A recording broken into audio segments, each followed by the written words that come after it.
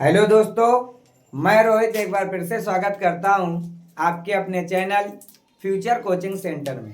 जैसा कि आपको पता है कि अभी तक हमारा टॉपिक चल रहा था डायरेक्ट से इनडायरेक्ट। डायरेक्ट से इनडायरेक्ट में हमने सभी टेंसों को पढ़ने का प्रयास किया था और अब उन्हीं टेंसों के हम एक सेट लेकर के आए हैं और सेट नंबर सेट है 2022 का, जो एग्जाम में आए बोर्ड एग्जाम में वो आपके सामने है। 2022 का भी इसमें करेंगे और कोशिश ये है कि 2023 का भी इसी वीडियो में हम करवा देते हैं और 2024 और 2025 के लिए अलग से वीडियो बनाएंगे।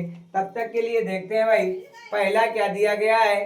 पहला आपका दिया गया है आई सेड टू अंकित। आई मतलब मैंने, साइड मीन्स कहा, अंकित मतलब होता है अंकित से। मैंने अंकित से कहा do you know the way to the station.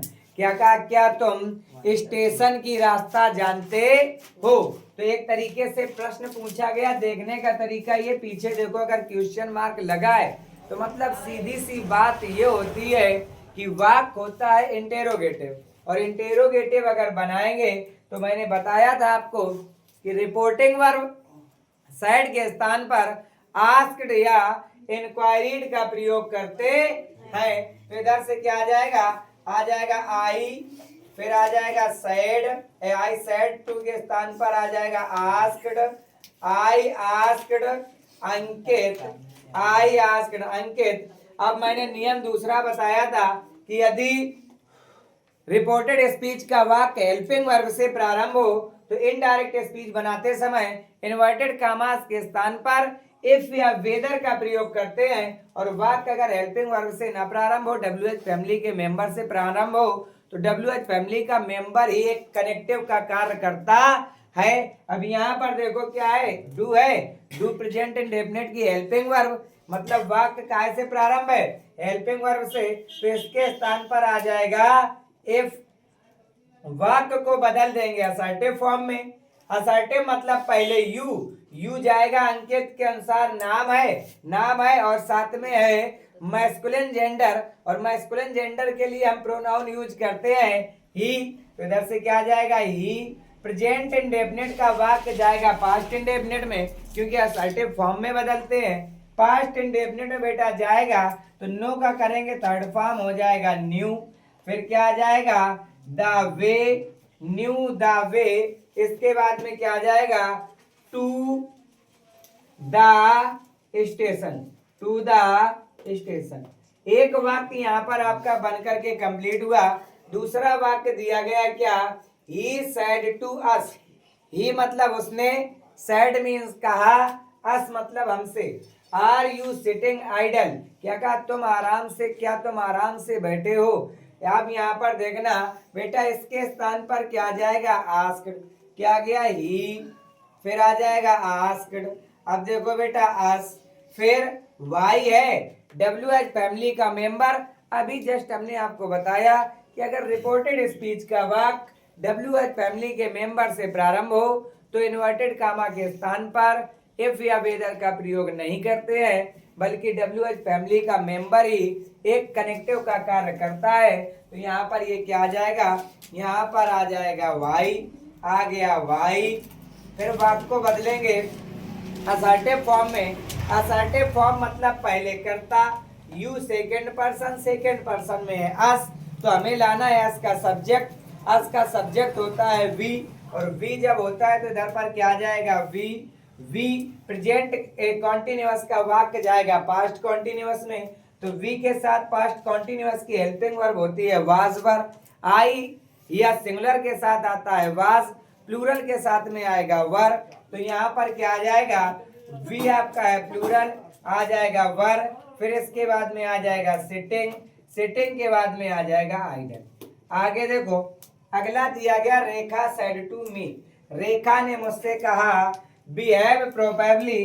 Properly का मतलब होता है बेटा सभी से अच्छे से बात करो या सभी से अच्छे से पेश आओ। अपने बिहेवियर का, बिहेव का मतलब होता है बेटा अपने नेचर पर सुधार, नेचर होता है बिहेवियर, मतलब यहाँ पर बिहेव प्रोपरली। तो रेखा ने मुझसे क्या कहा, सलाह ही तो दी है। वाक्य काहे का है, वाक्य है इंपरेटिव का, और जब इंपरेटिव का वाक्य है तो मैंने बताया था कि रिपोर्टिंग वर्ब सेड के स्थान पर भाव के अनुसार एडवाइस, रिक्वेस्ट, आर्डर आदि का प्रयोग करते हैं। तो यहाँ पर क्या आ जाएगा, यहाँ पर आ जाएगा रेखा, रेखा के बाद में आ जाएगा एडवाइज्ड, रेखा एडवाइज्ड मी, इन्वर्टेड कामा के स्थान पर आ जाएगा टू, फिर आपका जो दिया गया वही आप लिख दोगे, बिहेव प्रॉपरली, बिहेव प्रॉपरली। आगे अगला वाक्य आपका दिया गया है ही सेड टू मी, वाक्य अगला आपका है he said to me please help me, उसने मुझसे कहा कृपया मेरी मदद करो। तो प्रश्न एक तरीके से उसने प्लीज दिया हो, काइंडली दिया हो। मैंने आपको बताया था इंपरेटिव वाला जब वीडियो अपलोड है उसमें आप देखिए जा करके, उसमें बताया गया है कि यदि प्लीज का प्रयोग हो या काइंडली का प्रयोग हो तो वहां पर रिपोर्टिंग वर्ब सेड के स्थान पर आस्क रिक्वेस्ट का प्रयोग करते हैं। तो इधर पर क्या आ जाएगा, ही रिक्वेस्टेड मी, फिर इसके बाद में इन्वर्टेड कामा के स्थान पर टू, प्लीज का काम यहाँ पर खत्म हो जाता है। प्लीज का काम अगर खत्म हुआ फिर आ जाएगा हेल्प मी, फर्स्ट पर्सन में है ही, तो ही के अनुसार आ जाएगा हिम, ही के अनुसार आ जाएगा हिम। अगला दिया गया है कनक सेड टू मी, कनक ने मुझसे कहा, कनक सेड टू हिम, कनक ने हमसे उससे कहा will the teacher not teach us today, क्या अध्यापक आज हमें नहीं पढ़ाएंगे। तो बेटा क्या कहा है, क्या अध्यापक आज हमें नहीं पढ़ाएंगे, तो मतलब प्रश्न ही तो पूछा है, और जब प्रश्न पूछा गया है तो रिपोर्टिंग वर्ब सेड के स्थान पर आ जाएगा आस्क्ड, तो क्या आ जाएगा कनक, इसके बाद में आ जाएगा आस्क्ड, कनक आस्क्ड हिम। इसके बाद में देखो हेल्पिंग वर्ब से प्रारंभ हो रहा है, और जब हेल्पिंग वर्ब से प्रारंभ होता है तो हम क्या करते हैं कि इन्वर्टेड कामास के स्थान पर इफ या वेदर का प्रयोग करते हैं। इसके बाद वाक्य को असर्टिव फॉर्म में बदल देते हैं। तो इधर पर क्या आ जाएगा, इधर पर आ गया इफ, फिर क्या आ जाएगा विल नहीं, पहले टीचर, क्योंकि असर्टिव में जो टीचर आएगा तो टीचर अदर में है तो वही आ जाएगा द टीचर। इसके बाद में मैंने बताया था कि विल का होता है वुड, तो इधर पर आ जाएगा वुड, फिर नॉट है नॉट लगा दो, फिर क्या आ जाएगा टीच, फिर आ जाएगा टीच, फिर इसके बाद में अस फर्स्ट पर्सन में दिया है कनक, तो कनक के अनुसार अब देखो अस होता है प्लूरल, तो प्लूरल के लिए आएगा देम, टीच देम। और टुडे का मैंने बताया था, टुडे का होता है दैट डे, टुडे का होता है दैट डे। इस तरीके से 2022 में आए हुए जितने वाक्य थे हमने आपको सभी के सभी बनवा दिए हैं, सभी आप इनको अच्छे से देख लीजिए, फिर बाकी करते हैं चर्चा 23 की। देखो भाई अब चर्चा करते हैं 2023 की।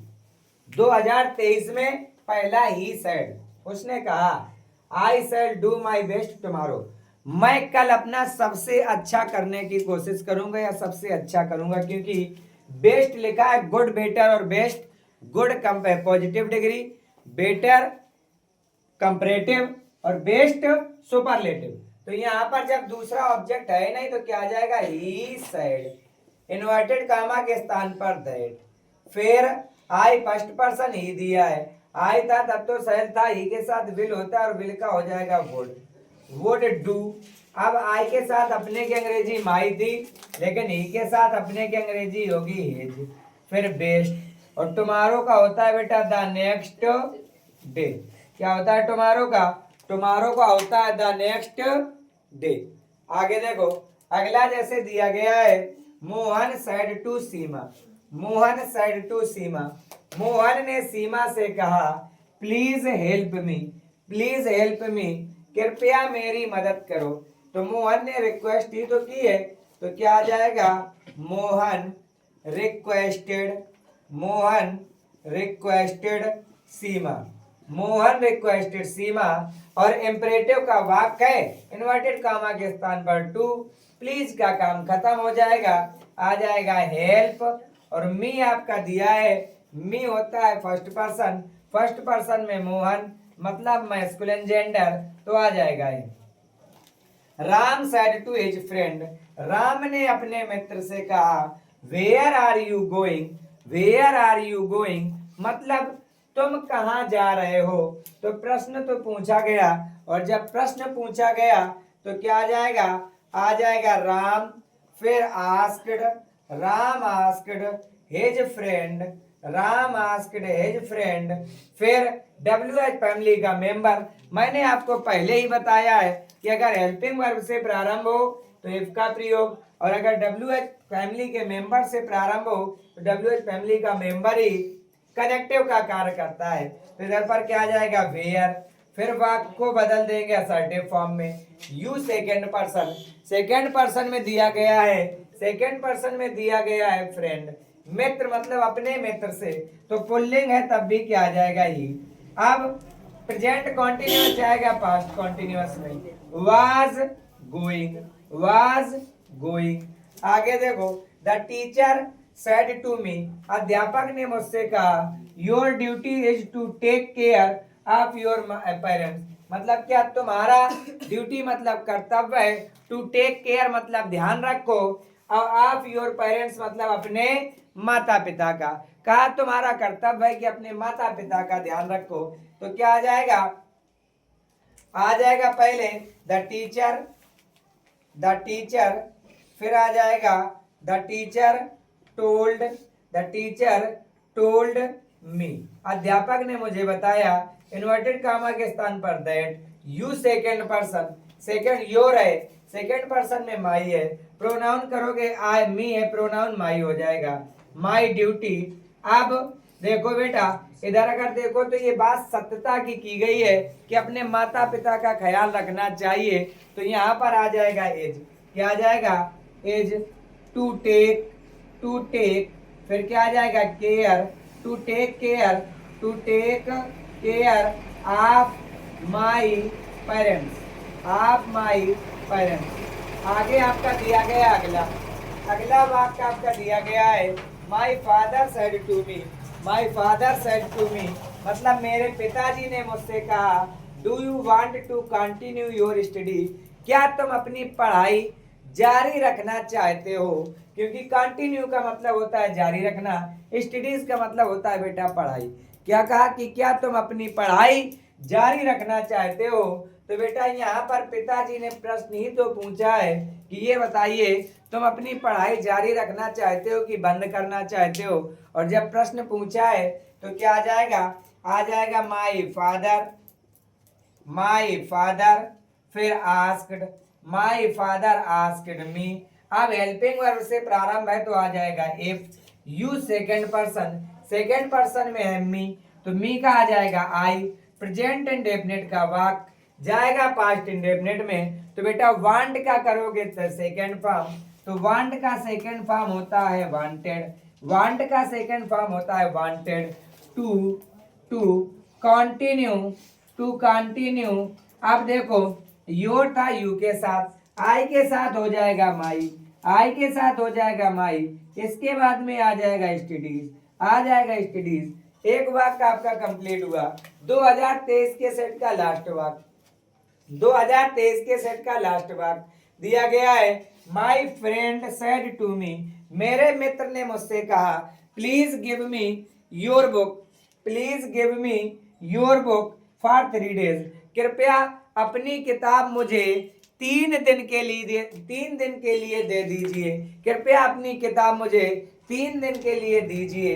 तो यहाँ पर प्लीज लगा है मतलब रिक्वेस्ट की बात, रिक्वेस्ट की बात। तो क्या आ जाएगा इन्वर्टेड रिपोर्टिंग वर्ब सेड के स्थान पर आ जाएगा requested, my father A my friend, my friend इसके बाद में आ जाएगा रिक्वेस्टेड, माई फ्रेंड रिक्वेस्टेड, फिर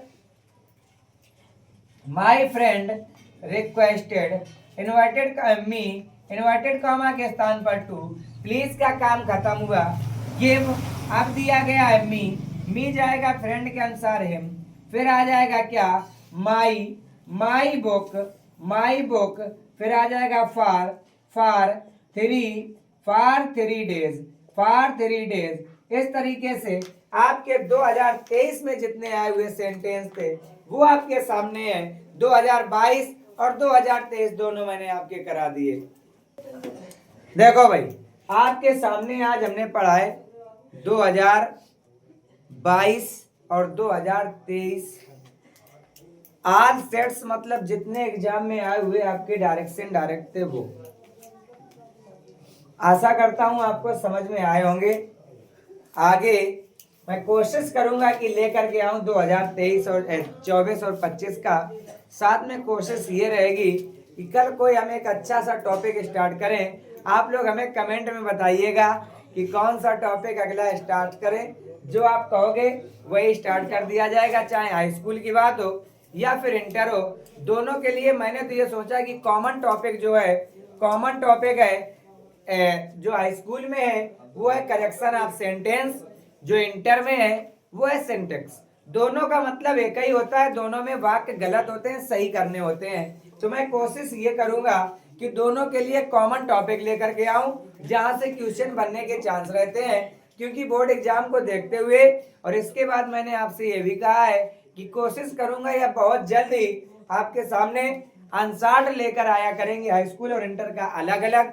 कोशिश ये रहेगी कि अनसाल्ड के लिए हम लाइव क्लास लेकर के आए, उसकी व्यवस्था में फिलहाल अभी हम लगे हुए हैं। जैसे ही जो कुछ होता है आपको इन्फॉर्म कर दिया जाएगा। बाकी आज के लिए इतना ही, मिलते हैं अगले वीडियो में। अगला वीडियो देखने के लिए हमारे चैनल को लाइक करें, सब्सक्राइब करें, साथ में बेल आइकन को दबाना ना भूलें ताकि आने वाली वीडियो आपको सबसे पहले मिलते रहे। मिलते हैं अगले वीडियो में, तब तक के लिए जय हिंद।